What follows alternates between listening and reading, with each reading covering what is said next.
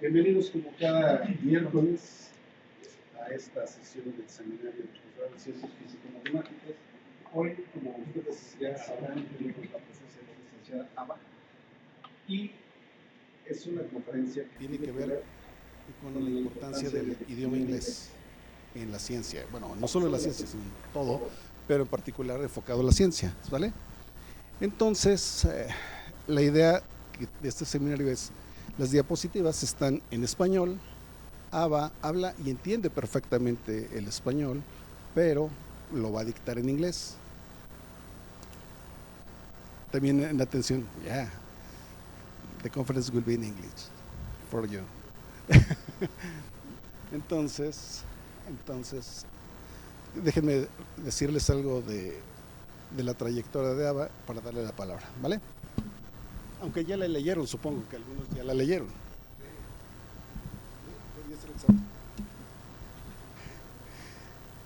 Ava recientemente es graduada de la Universidad de Michigan y en curso de continuar sus estudios en medicina en este año. Por una carrera futura de intersección entre la investigación, la medicina y la innovación educativa. Su educación, es en la Universidad de Michigan en Ann Arbor. Tiene experiencia en investigación, es asistente de investigación, asiste en laboratorios de esterilización y justicia social, Tiene varios premios, es becaria del English Teaching Assistant de la Fulbright-COMEXUS en México y varias cosas aquí muy interesantes que, por cierto, ya las debieron haber leído, ¿vale? Solamente estoy haciendo el resumen. Por supuesto, presta servicio comunitario en la divulgación científica en la escuela de la secundaria Guillermo Morales y un ciclo infantil de la UAP, porque está de intercambio. Es tutora de organizaciones sin fines de lucro. Es asesora de inglés y ciencia en insumos, de inmigrantes mexicanos viviendo en Estados Unidos y personas estudiantes hispanohablantes de nivel preparatorio. Bueno, para mí es un gusto tenerla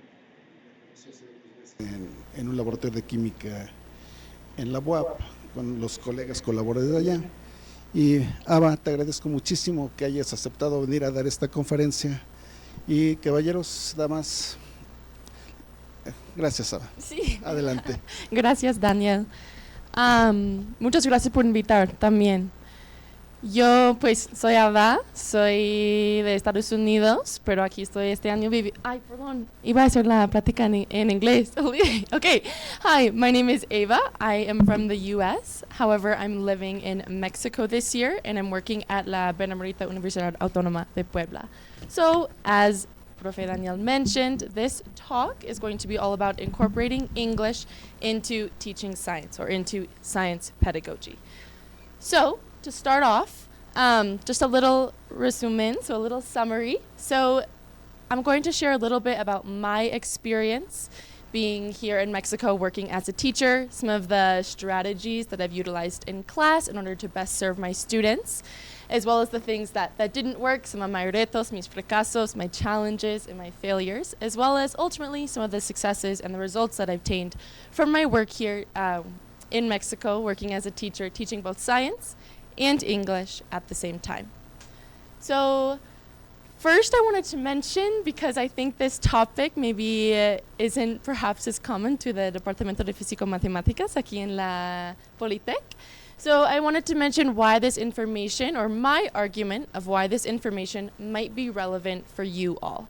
So the first of which is because I did my licenciatura, my undergraduate career in the United States, many of the graduate student instructors or teaching assistants that I had in the United States were from other countries that were doing their maestría, their doctorado, algo así, at my university. And as a result, they had to be able to teach science classes outside of doing their research. They had to be able to teach science in English. And so for you all, perhaps going forward, if you're considering doing some sort of estancia en el extranjero in an English-speaking country, or a country in which English is not the first language, however, in which you might have to teach English, this information, hopefully some of the activities that I'll go over in class, could be utilized for you all going forward.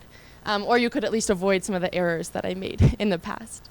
My second point is that going forward, if you're planning to stay in academia, it would be a unique and also important opportunity for you. And this is kind of the base of my presentation, or my principal argument, for you to be able to teach English or incorporate teaching English into your science classes.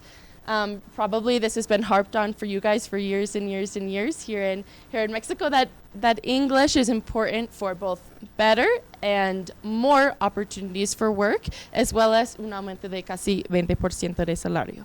So for that reason, I think it's a unique opportunity for you guys going forward, working as teachers here in Mexico, to perhaps hone your English skills, as well as better prepare your students so that they have better opportunities when they ultimately enter the workforce. So those are kind of my arguments, or por qué esta información sería relevante para ustedes. Okay, so I'm going to go over a little bit about who I am. I know that Danielle already mentioned a couple things, as well as the context of my program, or what I'm doing here in Mexico. I'm actually a scholarship recipient, and there are also scholarships that Mexico funds for you to go teach or do research or work in the United States. So I can share a little bit about that. Also some of the objetivos that I had going into this year, and then ultimately the things that I used alongside with my colleagues in my classes, alongside Dr. Hugo Vasquez and Dr. Samuel Hernandez, in order to try to achieve those objectives. And then ultimately some of the observations and analysis that we obtained, and finally conclusions, or take-home message. Okay, so a little bit about myself. I am from the US. I'm from Michigan. I attended the University of Michigan for undergrad, where I studied biochemistry and Spanish. My professional experience, given that I'm spending the year teaching here in Mexico, hopefully I have had some teaching experience beforehand, and I do. So I worked as a private tutor in English, physics, algebra, basic math, and chemistry for years. I would say my principal teaching experience before coming here to Mexico was teaching organic chemistry 1 and 2 at my university. I'm also currently working on a couple chemical education research projects at La UAP in Puebla, but my previous research experience, because I'd like to go into medicine going forward, was in clinical psychiatry. My current program, soy becaria del programa Fulbright-COMEXUS. COMEXUS es Comisión México-Estados Unidos para el Intercambio Educativo y Cultural, where I'm working as an English teaching assistant. So kind of a little bit of context about my program. Their mission is to increase mutual understanding and friendly relations between the US and other countries. I applied to Mexico, so hence that's kind of the goal of the program. Improving relations between the US and other countries. However, specifically because I applied to the teaching portion of this program and I'm working as an English teaching assistant, I am supporting teaching English and science at the same time in clases en la Facultad de Ciencias Químicas y Facultad de la Ciencia de la Electrónica en la UAP. Some of my other roles I'll just briefly mention. So as I've mentioned, this talk will be primarily about my experience in my chemistry classes, which I impart in modalidad bilingüe, so using both languages a little bit like I'm doing right now. Also specifically using this method, which has kind of surged in recent years in the literature into education research, or research in science education, which is process-oriented guided inquiry learning, which I'll get into a little bit later. Además, so I also have some more just English classes that are open to any student. At La UAP, the majority of my students, because they come from scientific careers and they're different levels, master's, doctorate, as well as licenciatura or undergraduate levels, they come and they have the opportunity to practice their English reading, writing, speaking, listening with a native speaker. However, because they're from science careers, we tend to focus on STEM vocabulary. I also just have horas de asesoría en inglés for other students, or office hours for students to come and to practice interviews, get feedback on essays, etc. But those are some of my principal activities here in Mexico. One thing that I wanted to mention I'll mention this briefly. As part of my, como soy becaria, I have various requirements that I have to comply with, some of which are teaching English full-time, working as a teacher full-time. Others include this proyecto comunitario. So because of my interest in STEM and I like working with youth, I decided, alongside my colleagues in El Laboratorio Bioinorgánica in La UAP, we decided to put on science fairs at a local escuela telesecundaria in Puebla, with the objective of both teaching and increasing interest or sparking interest in the fields of STEM for the students. And so this has been, quite honestly, one of my favorite experiences that I've had here in Mexico, also one of the most formative ones, and one that I encourage you all, if you have the opportunity to do some estancia en el extranjero, to kind of salir de la burbuja académica, or get outside of the academic or the campus bubble and see a different side of life in whatever community or country you're placed in.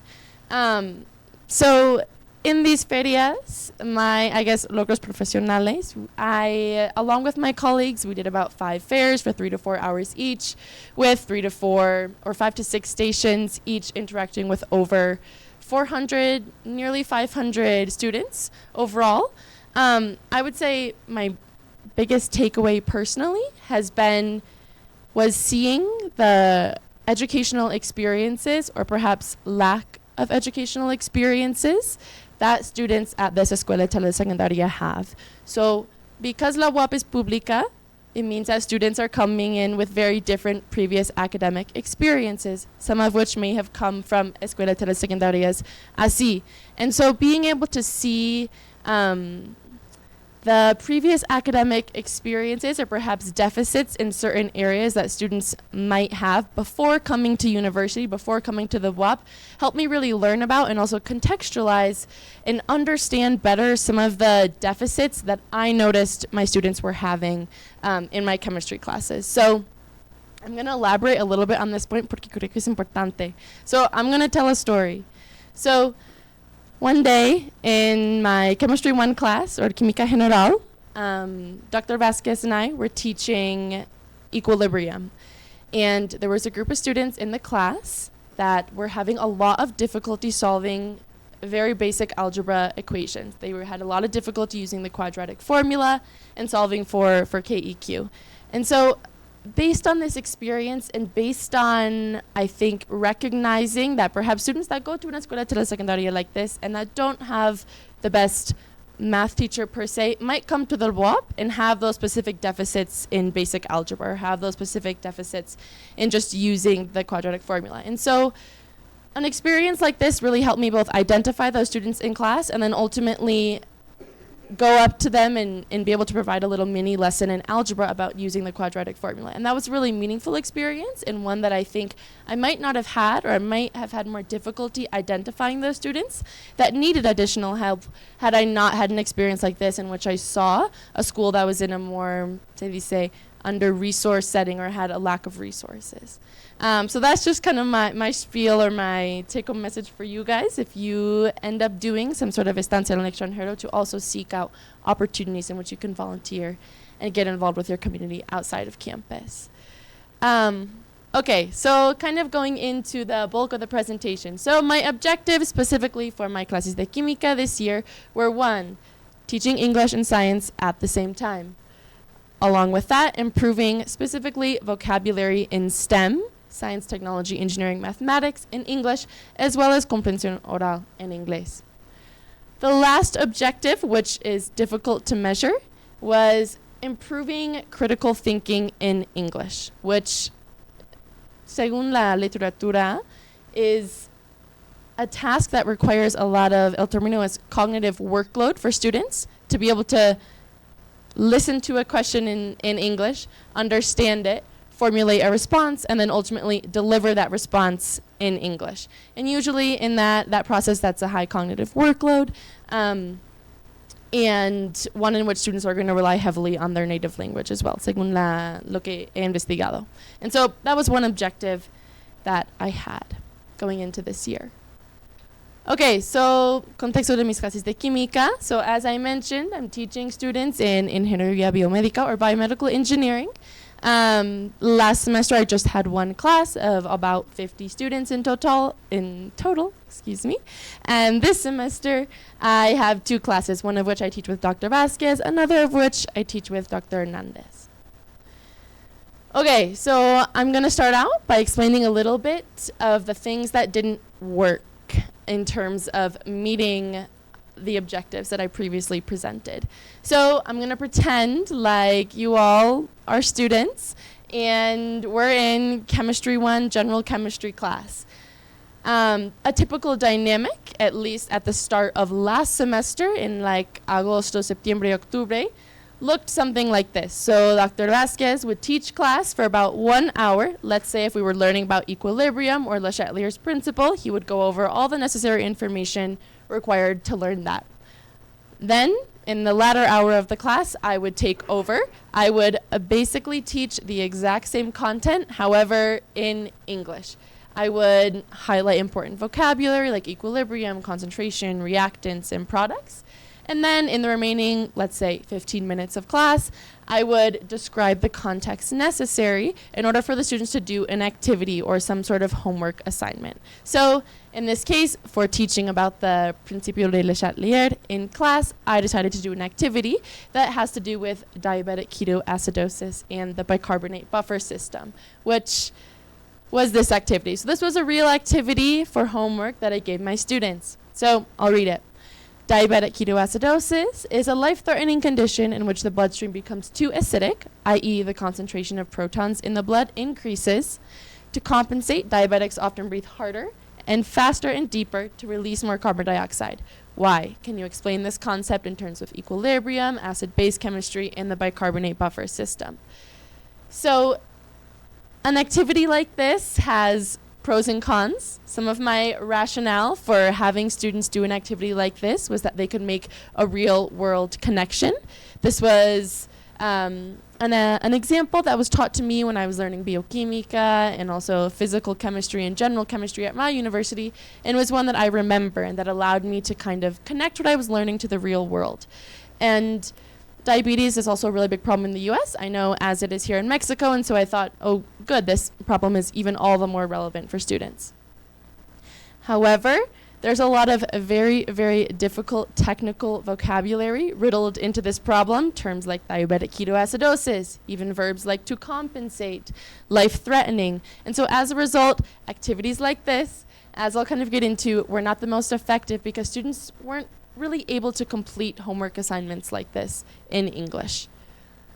Okay, so based on the dynamic that I just presented, I'm going to go into like 6 principal problems that I identified, and then later I'll go into some of the changes that Dr. Vasquez and I made in class in order to better facilitate and meet the needs of our students. So the first one, as I mentioned, is using this inglés muy técnico. So many terms, as I mentioned on the last slide, we had terms like diabetic ketoacidosis, life-threatening, even bloodstream. Those terms are very difficult to understand even in one's native tongue. So when you add on the layer of having to learn them in a different language, it's all the more difficult. There's also terms like the word ratio, que significa proporción en español, que se ocupa mucho en inglés in science. However, that was a word I was lecturing with a lot, and it was a word that I didn't realize doesn't have a direct translation to Spanish, and also a word that I needed to, for that reason, explain a lot better, or at least provide the translation to the word proporción.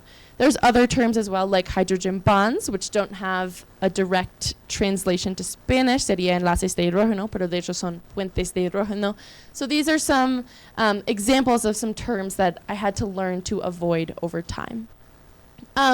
Another problem, as I mentioned, is that because la UAP is pública, it means that students are coming in with very different previous academic experiences, and as a result, they come in with both different levels of scientific knowledge, which as teachers we have to accommodate for, as well as they come in with very different levels of English, which was another thing that I had to learn to accommodate. So teaching English and science at the same time meant I had to accommodate both things in a class of about 45 students, which proved to be difficult, but we learned some strategies to effectively do so.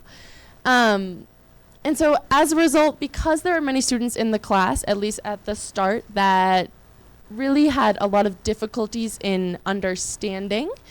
In English, it meant that the discussion that we had in class was a lot less dynamic, menos dinámica, because many simply couldn't understand the question that I would pose to them if I wanted them to participate, nor could they formulate a response. And so as a result, there were about just 2 students in a class of almost 50 that would really regularly participate, which I would say is not the best statistic. And so that was something that Dr. Vasquez and I worked to brainstorm and ideate ways to try to increase.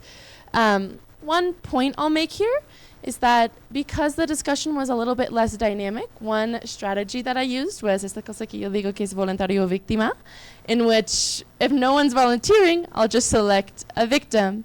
However, at least at the start, I wouldn't recommend, if you guys have the opportunity to teach going forward, using that strategy for people that are learning a second language, because it doesn't create a very safe environment, I think, in which people feel like they can share an idea en donde no tengan vergüenza de compartir o participar en la discusión.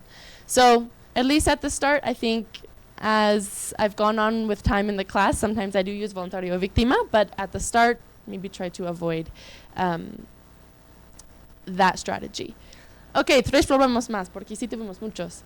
Okay, so as I mentioned, kind of with the dynamic or the order in the class, Dr. Vasquez and I did not set aside time in class for students to do activities.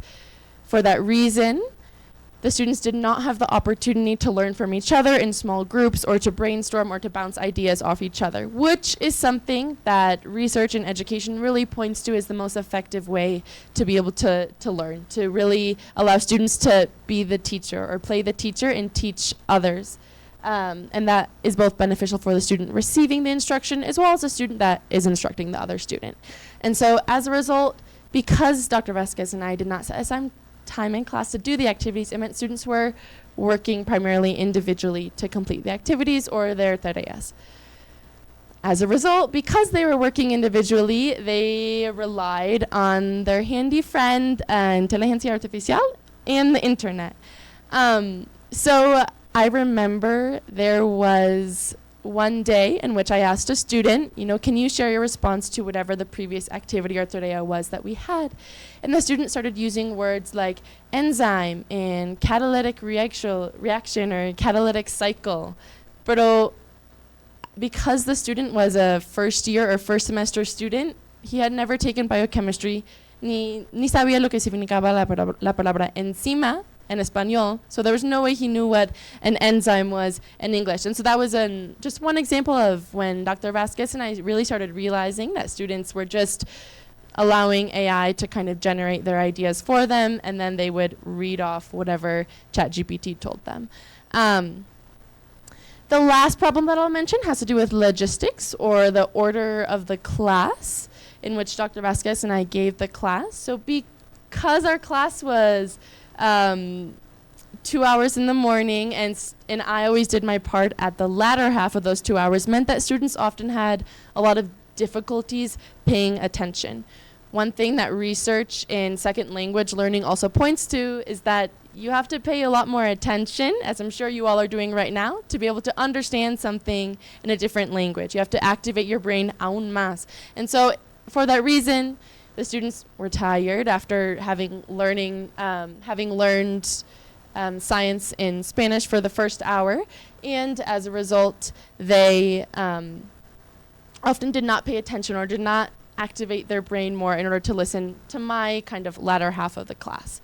I recognize 2 hours isn't the most crazy amount of time, and that probably the students should be able to participate or to understand or to pay attention for that amount of time. However, I'll note some of the changes that we made in terms of logistics in las siguientes diapos. Okay, so basically all of these 6 problems, many of which had micro problems riddled within them, meant that Dr. Vasquez and I realized we're essentially not meeting the objectives that we wanted to meet for this year, for my estancia aquí in Mexico. because students aren't understanding, because they're not paying attention in class, because they're not participating, or because they're not generating their own ideas when they have to do tareas or actividades, meant that they weren't learning English, they weren't learning science, they weren't improving their vocabulary, and ni tampoco, they weren't improving their critical reasoning in English. So what were the changes that we made in order to try to meet these objectives? So the last problem that I mentioned had to do with logística. So I'll start by talking about what we did to change some of the logistics of the class. Hopefully these cambios could be things that if you all go into have some sort of position working as maestros, if it's here in Mexico or in another country, you could perhaps implement in your classes as well. So in a class of 2 hours, we decided when we would do the transition between instruction in Spanish to instruction in English, that we would give a small break in the middle of the class in which students could stretch, they could go to the bathroom, they could check their phone, they could talk amongst themselves, which would both help me develop or write my lesson, start crafting some of my ideas on the whiteboard, as well as allow students to come aclarar dudas, acercar a nosotros para preguntar cosas. But also, I recognize, giving a 5-minute break in the middle of class is cutting into perhaps classroom time. However, one thing that at least we notice is that if you give a 5-minute break, it means that the remaining 55 minutes are going to be all the more productive. Students are going to participate, they're going to be engaged. And so as a result, yes, there's a slight cost of that 5 minutes. However, the remaining half of the class will be a better learning experience both for teachers and for the students. Because they will be paying attention. The second cambio, which I think is one of the most important ones, is what I called variedad, or variety, in which the class, we teach class Monday, Wednesday, Friday, it changes every single day. Sometimes, rather than always Dr. Vasquez starting the class, sometimes I start the class, sometimes I just do my part in English in the middle, and then Dr. Vasquez both starts and finishes the class, or Dr. Hernandez both starts and finishes the class. And also, I think this is key, is that now I no longer repeat the same information in Spanish, or what was already said in Spanish in English, but rather I'm always teaching something new. So just this morning, we were teaching over in Puebla.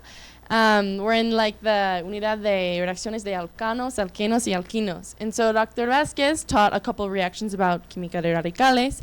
And I started out the class teaching about addition reactions and halogenation reactions. And we talked a little about estereoquímica también, or stereochemistry.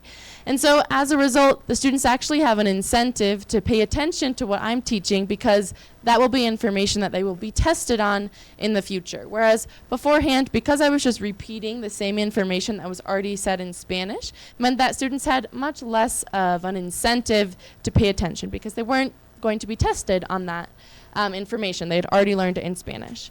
Also, and one thing that was very salient to me in my kind of research searches into studies that had done a similar modality of teaching English and science at the same time, was that there was one very successful study in which a science educator and an English educator were paired together to run the class, and so to teach together, to both be up at the front, with the whiteboard, annotating things, or both be aclarando dudas durante la clase, contestando preguntas, lo que sea. And as a result, this requires both a lot of flexibility from both teachers, but this is something that Dr. Vasquez and I, as well as Dr. Hernandez and I, have been very successful at, in which we're both up on the board able to share different ways that worked for us to teach the same concept, which is beneficial for students, because in a class of 45, not all of them are going to be able to learn or understand the same concept the same way. So for example, I remember we were teaching about, in the class with Dr. Hernandez, molecular hybridization. And how I learned molecular hybridization and like geometría molecular was through a chart. It was very organized, and so I drew that chart up on the board. I went over it with the students. Whereas how Dr. Hernandez learned and taught molecular geometría molecular was much more based in theory and a little bit more abstract. And so we taught both of those ways to understand the same concept to the class, so that the students could then choose whichever method worked best for them. And so, yes, that took time in class. However, I would argue that the product and the students' learning and understanding is going to be a lot better because ultimately their level of understanding is going to be higher.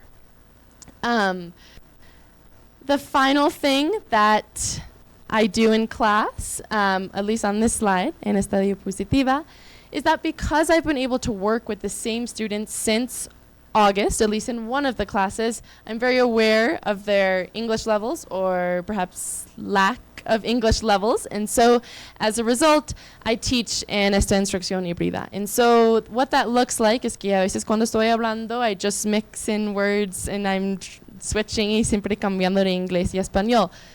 Other times, I start by completely saying something in English y luego simplemente repito la información, la frase exacta, pero en español.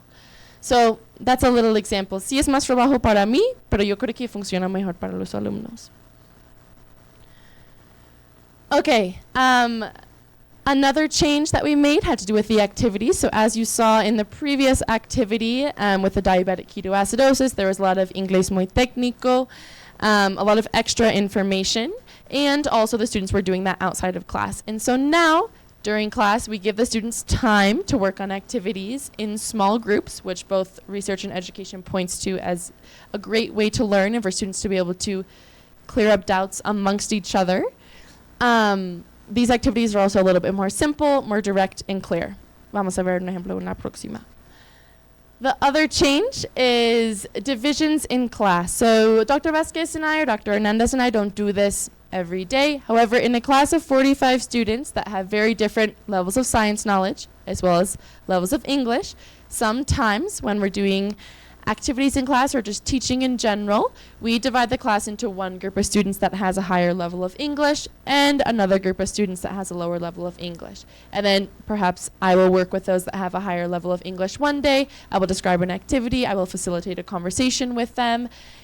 And I'll quite honestly be able to get to know them a little bit better because it's easier to get to know a group of 20 than it is to get to know a group of 45. And Dr. Vasquez will work with those that have lower English. Y luego cambiamos la próxima clase, algo así. So we're not always working with, it's not that I'm always working with those that have higher levels of English, but rather also those that have perhaps lower levels. So that's one example of something that we did to try to best meet the needs of all the students in the class. The last cambio has to do with lo que queremos hacer con el objetivo de practicar el razonamiento crítico en inglés, so improving critical thinking or reasoning in English.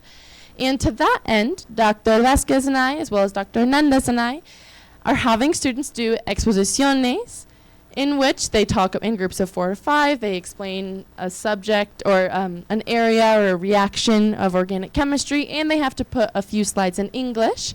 They have to both explain those slides in English, and then during the Q and answer session, in which students and teachers have the opportunity to ask questions, I always ask them a question in English.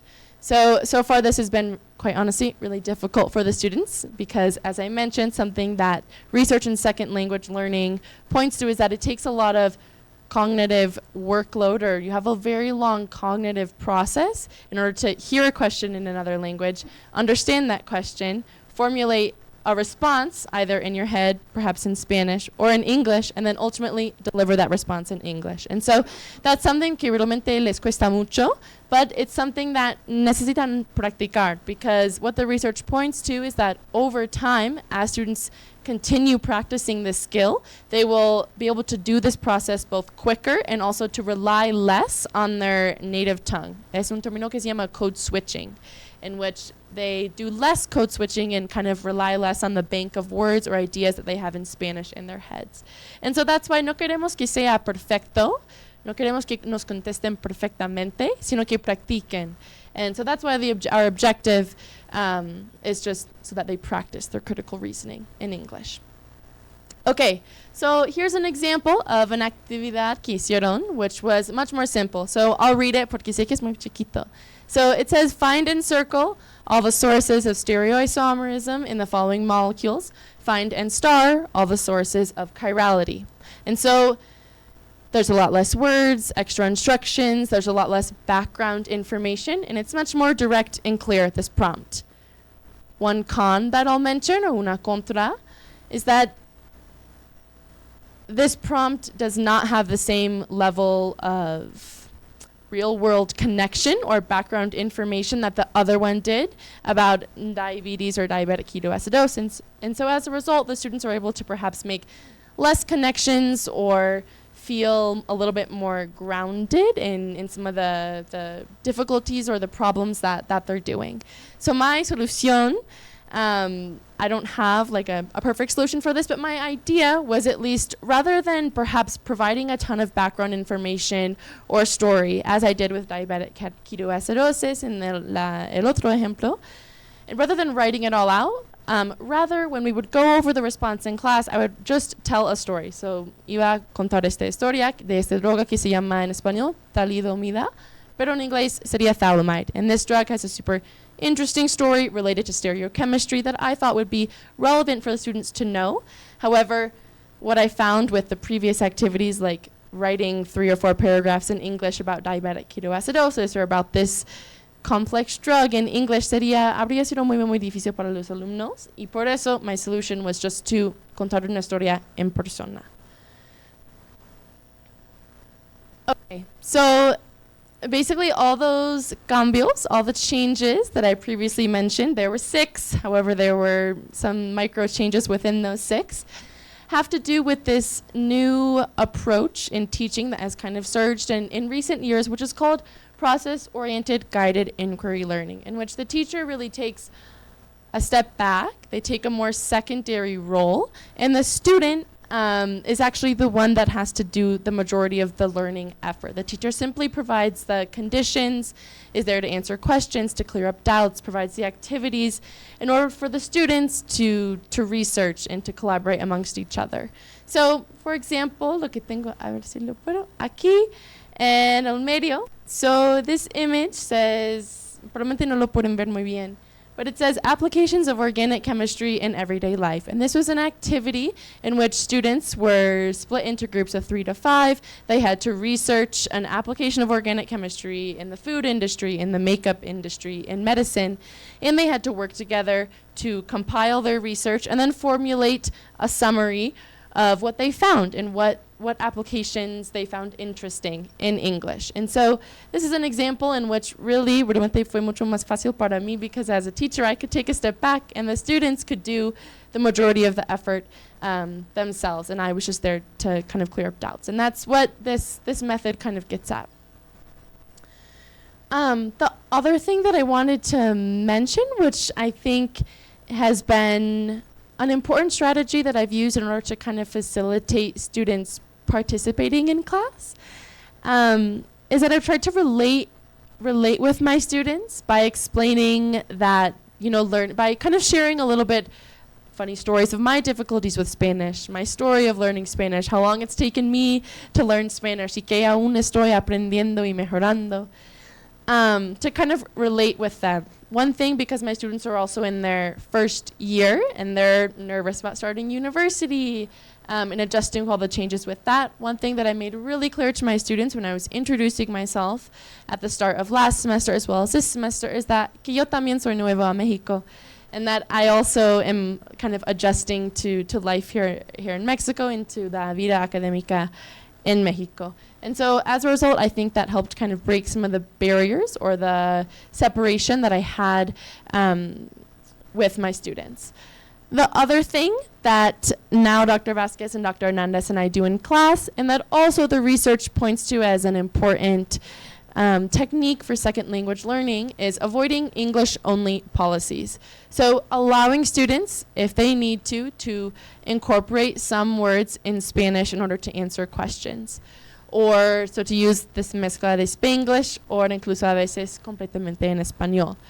And that was something that both the research points to, and that also has been an effective strategy for just creating a more dynamic discussion.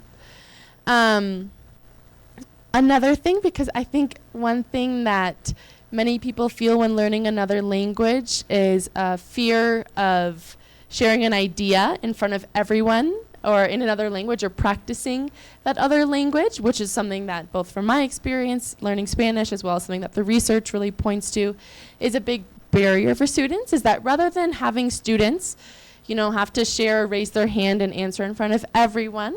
They can rather share an idea or communicate a scientific concept in English to just grupos chiquitos de 3 o 5 personas to kind of eliminate some of the pressure or anxiety that might surge from having to communicate something that aún no entiendes muy bien en términos de la ciencia en otra lengua. Okay, so transitioning into results, and then I'll head into my kind of conclusions or take-home messages, but I wanted to mention briefly some of the results that Dr. Vasquez and I obtained. So in order to make these adjustments, in order to make these cambios que hicimos, we, at the start of last semester, or la cuarta semana del semestre pasado, and also at the end of last semester, we had students evaluate in encuestas de autopercepción their level of English, we also had open response questions in which they could just provide us feedback, which helped us kind of make some of the changes and improve the learning experience for our students.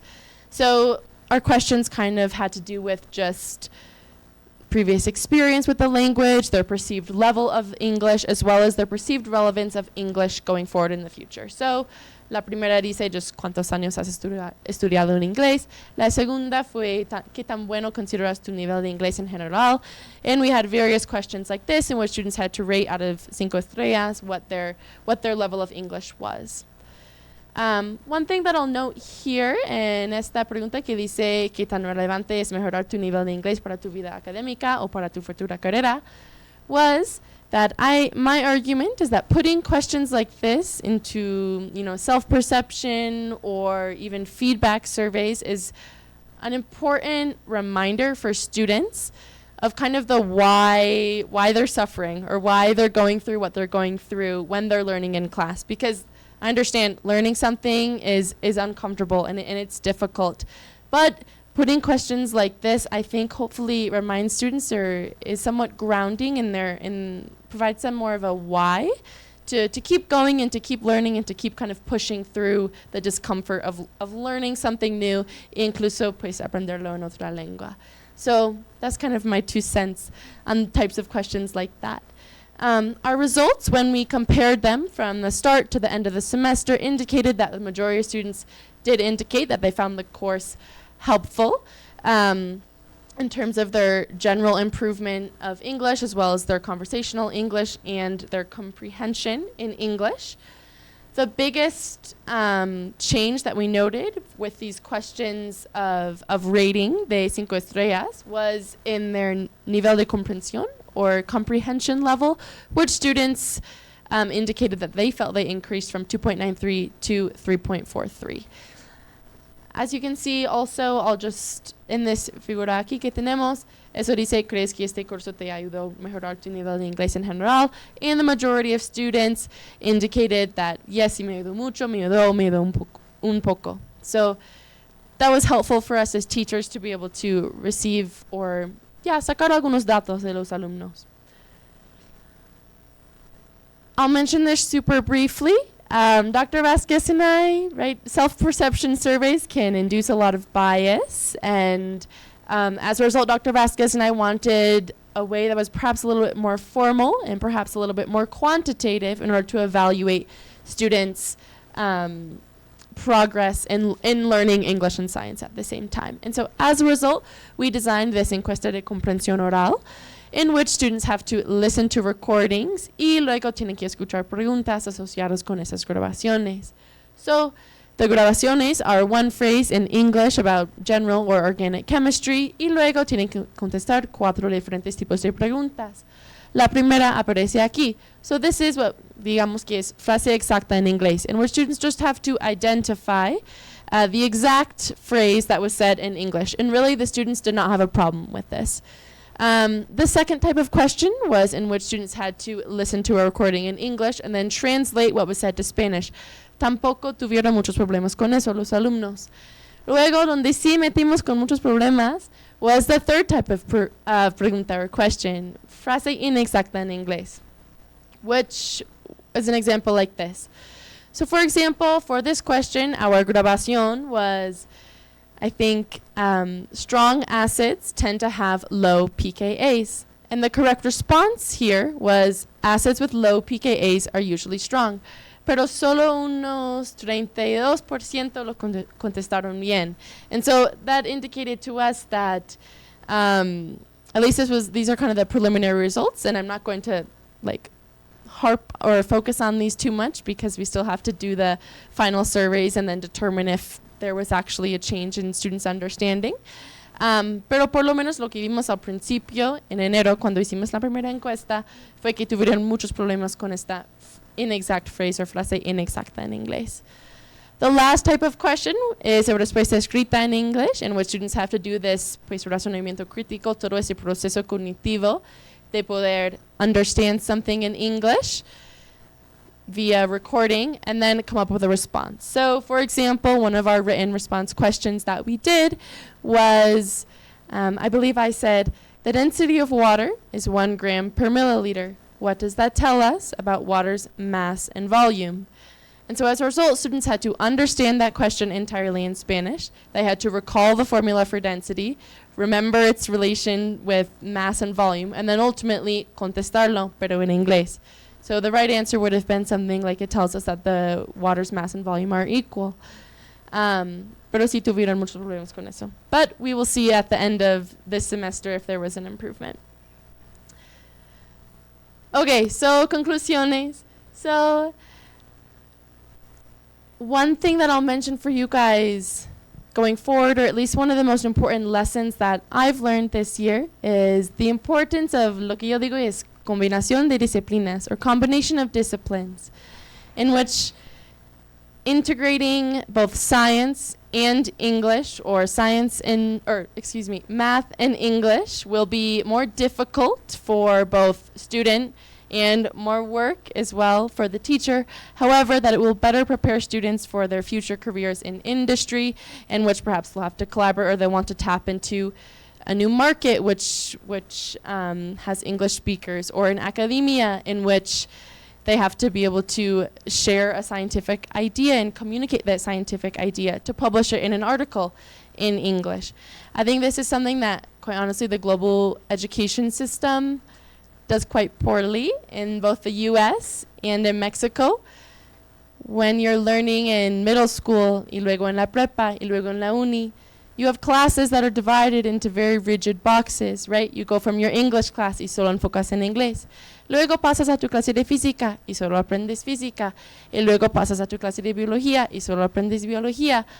But luego, cuando entras en la industria o entras en la academia, you have to combine all those things you learn from those separate classes in order to excel at your work. And so my argument is that integrating these classes or these skills earlier on will hopefully allow students to be both better prepared and ultimately to find more success in their future careers. The other thing I'll mention is the importance of ajuste al vuelo, or adjustment on the fly, which both observation, asking for feedback in both informal, in-person settings, as well as formal encuestas, como las que hicimos, and also just being flexible overall allowed, I think, Dr. Vasquez and I, as well as Dr. Hernandez and I, to change the class in order to better support our students. And that is something that if you guys go into teaching, I would really encourage you to try to have the mental flexibility as well to be able to do this ajuste al vuelo. The last thing that I'll mention is that this concept of desarrollo de autoestima and confidence in the students. So at the start of my chemistry classes, I think many students were very surprised that they were going to have they were going to have to learn English in a science class. They were very surprised that they were going to have a teacher from like de otro país que también que iba a venir a dar la clase. However, with time, one thing that I've noticed in my observations, that no tengo datos de eso, but is that the fact that the students have to learn English every single day kind of desensitizes them in a way, or normalizes the practice of the language. So no longer are they super surprised that they have to learn English porque lo tienen que hacer todos los días en todas las clases. And it kind of eliminates some of the associated anxiety because they're not thinking of English as just something special that they only do in English class, sino algo que tienen que hacer pues en todas las clases también de ciencia. And as a result, that both eliminates some of the anxiety associated with learning another language or with practicing English. It normalizes just practicing, listening, and using it. So esas son mis tres conclusiones. Luego tengo mis fuentes. Y sí, si hay alguna pregunta, aquí estoy. Gracias.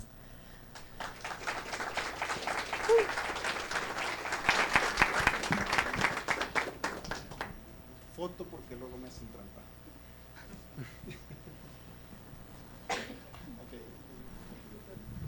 Well, thank you very much for this discussion about classes.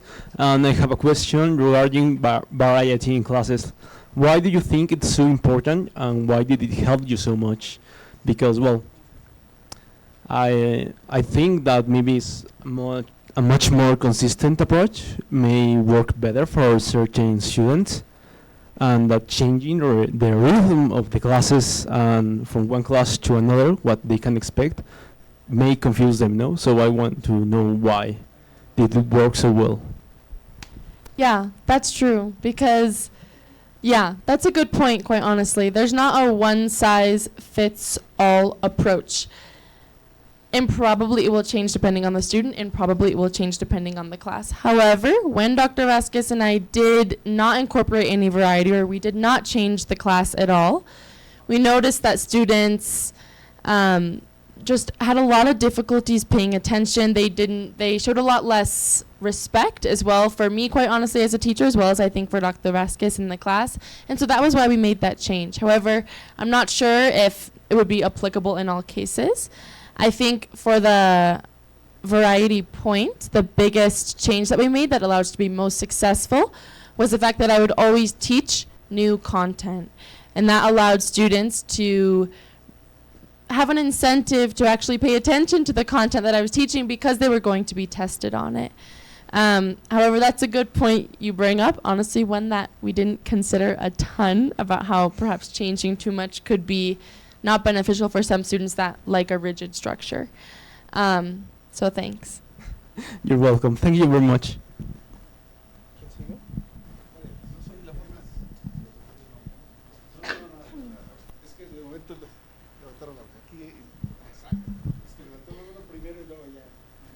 Thanks for the conference. I have a question. What is the most difficult things about teaching science?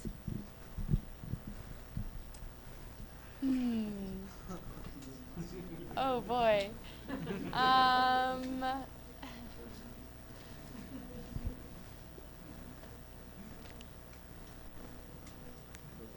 In my case, I think one of the really hard things about teaching science is that one can't be an expert in everything, but rather I have like a lot of specific knowledge from the years that I've taught organic chemistry, but science like is continuing to grow and continuing to change. And so I think the hardest part about probably teaching science is that science is hard maybe, and that you have to, it's hard to be a jack of all trades and to understand and be an expert in everything that you might have to teach, which is why I've really benefited from, and I think it's really important to kind of collaborate as teachers as well, because then now when I'm teaching, I can teach the reactions or the concepts that I feel really comfortable with, and as a result, the students will understand them better, whereas someone else, like this morning, Dr. Vasquez taught radical chemistry, lo que yo no me siento muy bien con radicales. So as a result, the students both, it was a better experience both for teacher and for student. So, yeah. Thank you. Hola, muy buena plática. My question is, what is the stereochemistry? What is that? And how do you teach that concept? So stereochemistry is the 3D orientation of molecules in space. So I have previously taught that concept, and we are currently teaching that concept via molecular models in class to allow students to play with essentially juguetes. of chemical molecules in order to be able to envision those molecules.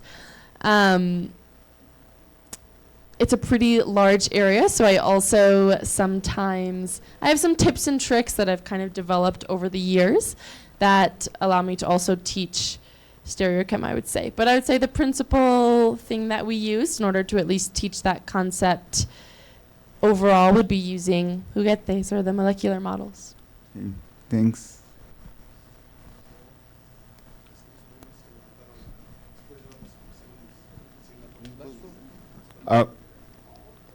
¿Yo alcé la mano? ¿Sí? I have a question. Don't you think that it's a better approach to teach those English STEM terms in further semesters than at the first semester when they don't even know the term in Spanish? Just a question. Thank you.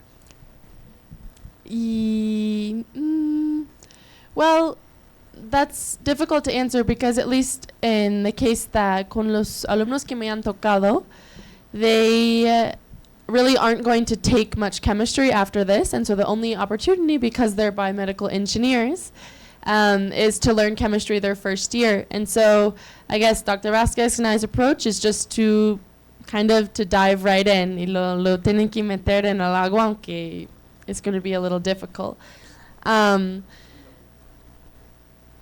I also applied to this program. Neither Dr. Vasquez or I had a ton of autonomy over the type of courses that we would teach. However, that is a good point. And it's something that I'll be teaching and kind of stopping into a couple classes of students in their like quinto or no sería sexto semestre, cuarto semestre. And so hopefully those that perhaps have a little bit higher level of English will be able to participate a little bit more in the classes. Yeah.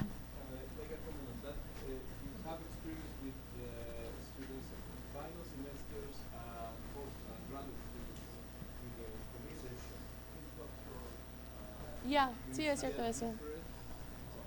Yeah. Yeah, no, this is Dr. Vasquez, que está escuchando. No, he makes a good point, though. So I think you mentioned, so at least in my other, like, horas de asesoría and talleres de conversación, that is open to anyone. So anyone in licenciatura, maestría, doctorado can come. Quite honestly, I don't see that much difference in those that have been, se supone que han estudiado inglés por mucho más tiempo than those in primer año. That's only my observation, and that maybe is específico a la UAP, but yeah.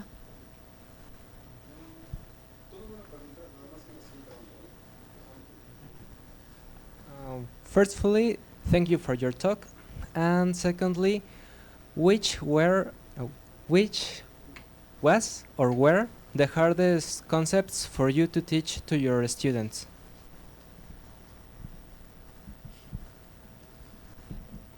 Yeah, sería which were. The hardest concepts for me were last semester, general chemistry. One, because I hadn't taken that in quite a long time, and I, como hice mi licenciatura en bioquímica, I had just forgotten some of the content, quite honestly, and como no soy maestra por vocación, it was like, me costó un poquito, like, revisar all the content. And also, I think one thing that Dr. Vasquez and I always try to do is to try to incorporate real-world examples that are relevant to biomedical engineering. However, in my previous teaching experiences, I hadn't taught a ton of biomedical engineers, and so for that reason, like, no sé todos los ejemplos que son relevantes a esta carrera. So I think general chemistry content, specifically probably electroquímica, electrochem, and providing examples that are relevant to biomedical engineering are the things que para mí me han costado lo más. Good afternoon. Thanks for the conference. From the secondary school perspective, what's the biggest challenge teaching English and chemistry at that level? From secondary as in like university level? No, telesecundaria. Telesecundaria, okay. Because teaching at that level is difficult. Yeah, no, it is. It is. Probably the most difficult thing that I encountered was the fact that, so at least in that case, I was doing a station using col morada como un indicador de ácido base, so red or purple cabbage as an acid-base indicator. But many of the students that came to my estación en la Feria de Ciencia, they had not learned chemistry yet. They had only had biology. And so the hardest part was explaining what pH is, what protons are, what an acid is, and what a base is in order to be able to llevar a cabo la estación.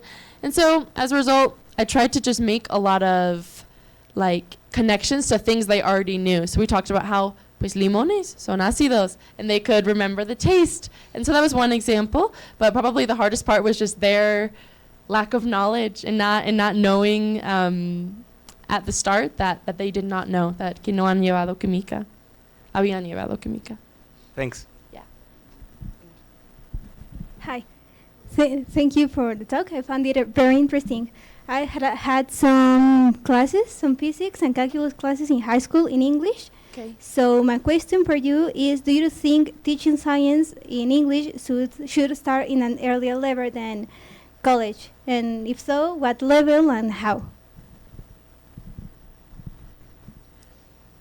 I think probably yes, because the science behind second language learning is that when you're younger, you're a little bit more like a sponge and you can just absorb all that content. And so students that go to bilingual, like círculo infantil, si van a alguna escuela primaria, no, bilingüe, they learn everything, or they might learn everything, all different topics, however, in a different language, and as a result, they end up being fluent in that other language. And so I think my ideas for how, well, I'm gonna have to come back to the how part. I'm not sure, but yes, I think learning. I mean, probably you all, if some of you started learning English earlier or had the opportunity to do some sort of estancia algo en un país angloparlante, probably have a higher level of English, I would imagine, than those that started learning the language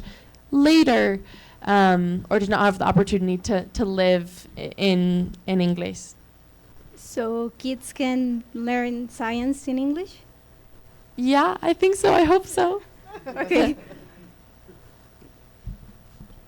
Hello, good afternoon. Thanks for the talk. Well, in the last years, China has been rising like a powerful country. And as long as I know, we learn English because the United States was, or were, for now, the center of technology. Do you think that in the future, all of us have to learn Chinese?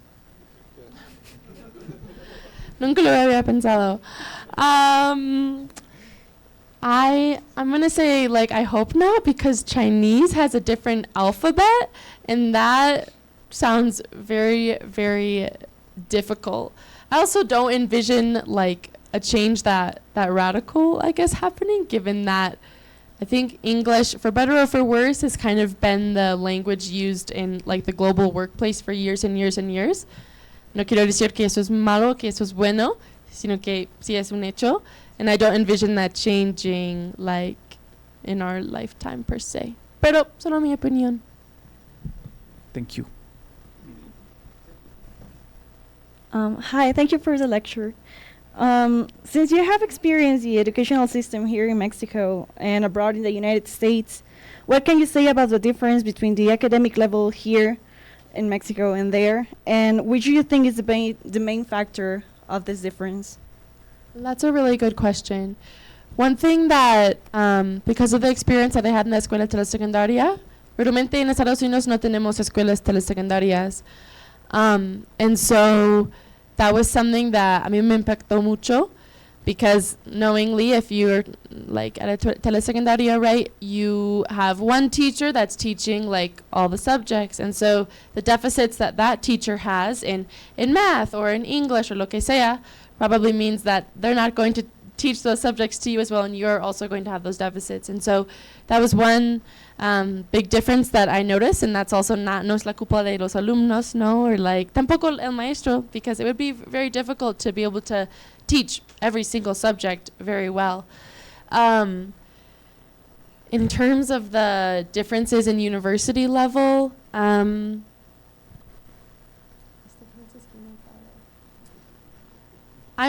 varios. I think one difference is that, at least in the U.S., university is very costly. It's very, very expensive. And at least at La UAP, for example, it's not as, like, relatively speaking, it's less expensive for the students. And so I think for that reason, I mean, I think that's a good thing. I think that's a positive thing. I think university in the U.S. is too expensive, and it creates a lot of problems or inequalities as a result. However, that means that the students, because they're paying sometimes to a lot of money in order to get an education, they really esfuerzan mucho in that education. And I think that the students que me han tocado, they're also trying really hard. So I guess, but maybe perhaps un poquito más allá, I would say, perhaps because of the cost factor. Yeah. Thank you. Well, thanks for the talk. My question is about, well, you showed us a pair of exercises that you put it to your students. But I found the first one more hard, and I think that it's a little more useful for the chemistry part or this chemistry education. And the second one, it's more useful for the part of the confidence, for making the student a little more safe in English. But my question is about, don't you think that you're leaving a little behind the part of the quality of teaching chemistry for trying to mix this English and chemistry at the same time?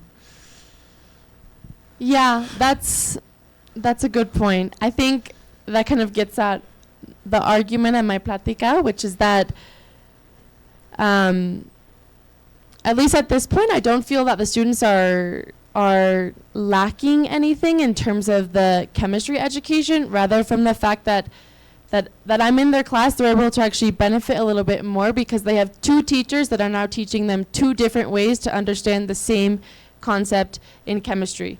We also haven't really had any problems like falling behind in the syllabus or the programa, but rather, like I think something that Dr. Vasquez or Dr. Hernandez and I have both noted is that we supplement each other, and that we're able to complement the chemistry knowledge to provide different examples to not, so that students aren't lacking anything in their chemical education, but rather they're benefiting from the fact that they have two teachers that have interacted with this content for a while. Also, because I teach now in modalidad bilingüe, really, if I ever say something like in Spanish that's difficult for them to understand, Dr. Vasquez or Dr. Hernandez just jump right in and correct what I said. And so that's a way we teach together, and also a way in which realmente I don't think the students are lacking like any chemical education when I'm teaching, because I'm teaching new content and I'm also teaching it. Si no me entienden en inglés, lo voy a decirlo en español. Y si yo lo digo mal en español, Dr. Vasquez or Dr. Hernandez me van a corregir.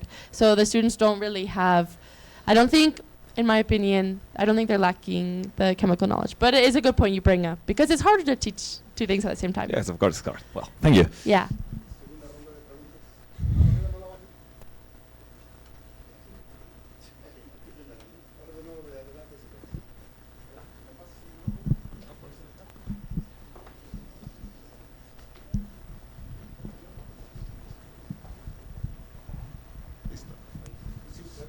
Sí, está bien. Ajá. Somos muchos, ¿no? Sí. Okay.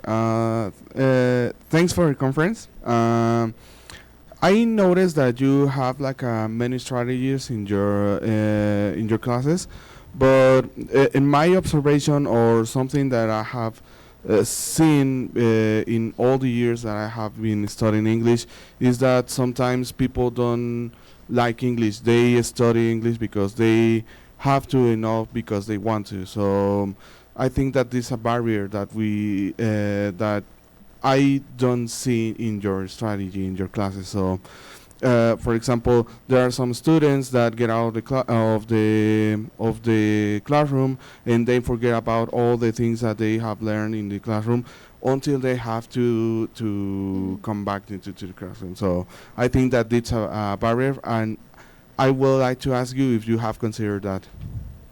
Yeah, no, that's a really good point. It's hard to make someone learn something they don't want to learn.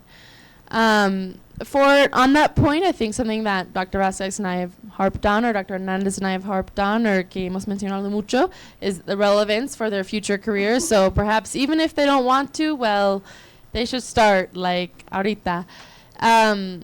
Another thing is incorporating real-world examples that get them excited. I also think, like, as a teacher, there are some things that I love to teach, like inorganic chemistry, and that the excitement that a teacher can bring to a classroom can really feed off on their students, or their students can really use that excitement to also perhaps feel excited in their classes, whether that be about chemistry content or it be about teaching English and having a fun atmosphere. And so those are some of the strategies, but you're right, I didn't mention it as like a principal strategy. It's rather just one that's kind of been, I've tried to intersperse into my lectures throughout the year. Yes, yes, thanks.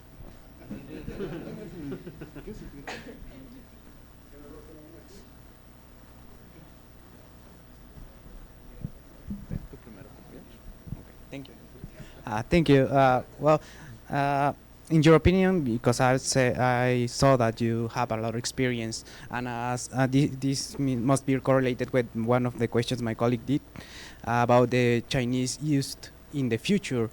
In your opinion, and based on, because you have already given class in United States in English and here in Mexico, is it there is something characteristic difficult for each of the language? I mean, if it's there's a kind of level of difficulty in Spanish to teach science that it's different to teach science in English, because as you said, there are some terms like rate and that have no direct translations. Yeah. So I think for me, I think that that's why we use English as a global language. But I would like to know your opinion, because you have already given class in both languages.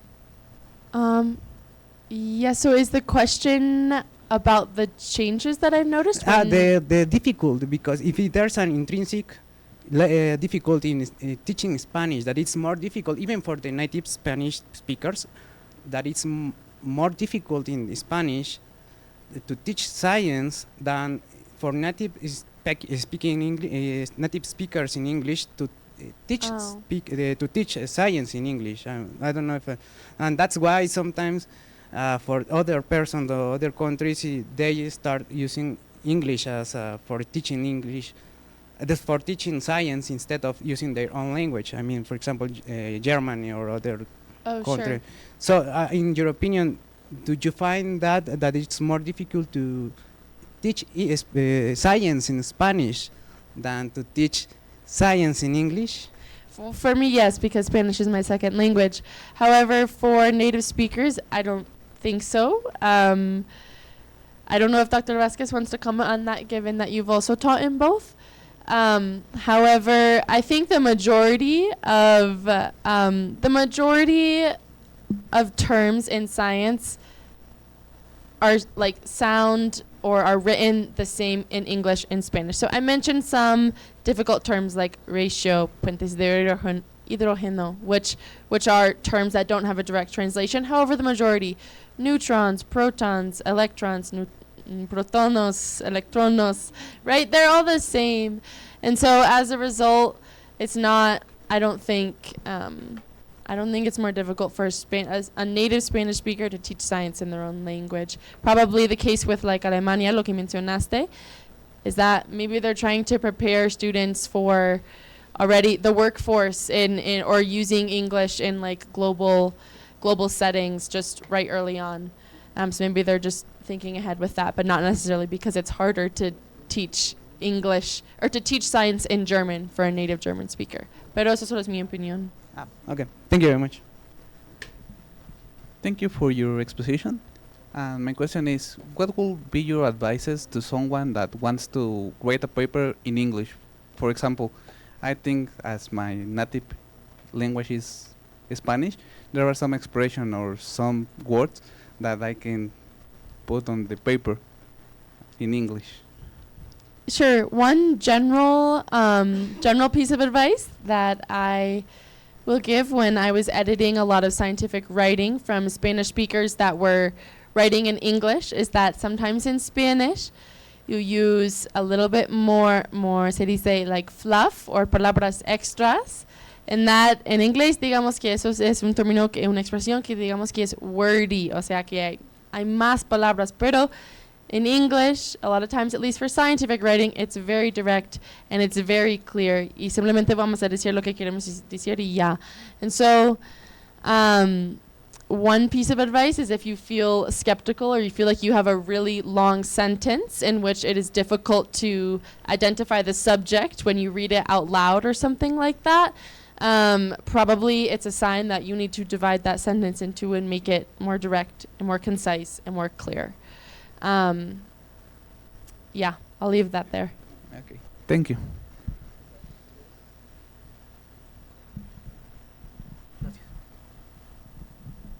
Good afternoon.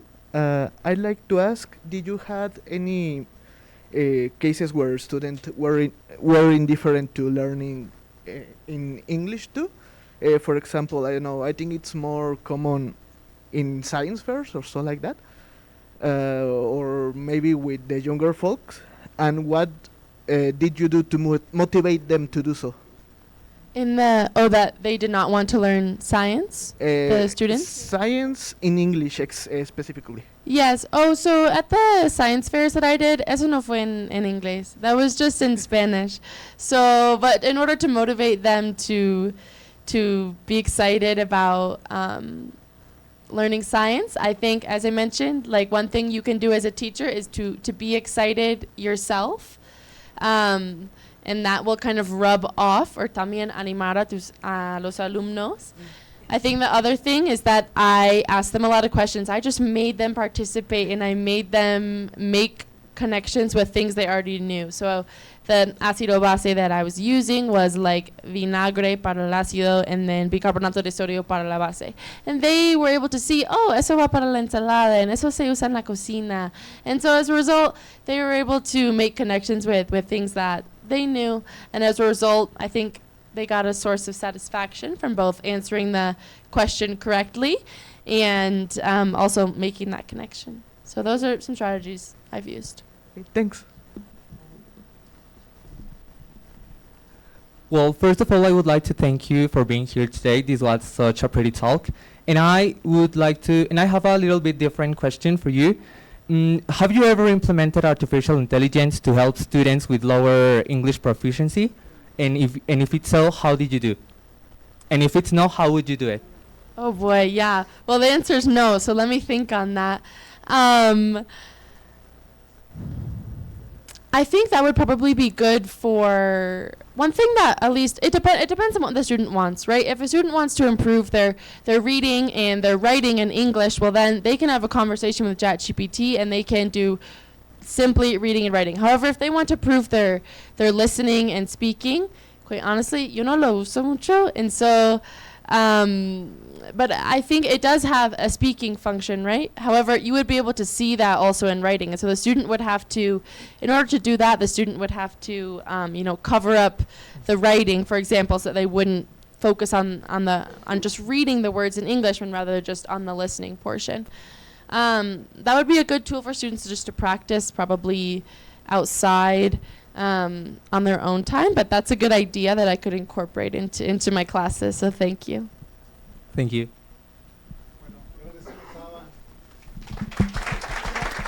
Gracias. Ay, gracias.